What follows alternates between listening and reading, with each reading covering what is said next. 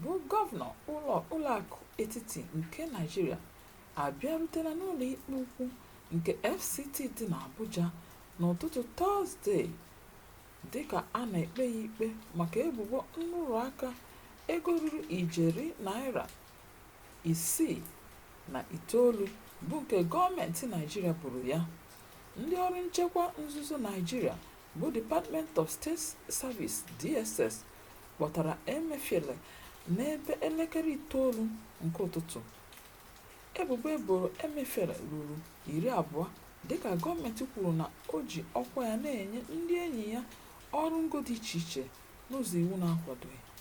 Onye ọzọ eboro ya na Emefiele ebubo a bụ nwaanyị aha ya bụ Sadatu Yaro, bụkwa onye ọrụ n'ụlọ akụ etiti, onye a sị na Emefiele nyere ụlọ ọrụ nwaanyị ahụ a na-akpọ April 1616 Investment Limited ọrụ ngo ịzụta ọtụtụ ụgbọala. Mana ikpe ahụ agaghị n'ihu taa, n'agbanyeghị na Emefiele n'onwe ya bịara n'ụlọ ikpe.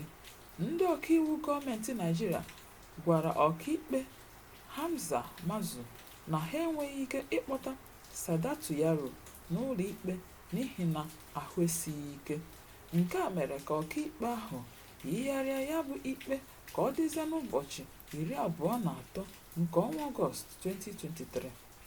Ọ bụrụ na ama Emefiele ikpe, enwere ike ịtụ ya mkpọrọ afọ 5 na-enyeghị ohere maka ịkwụ nha ọbụla.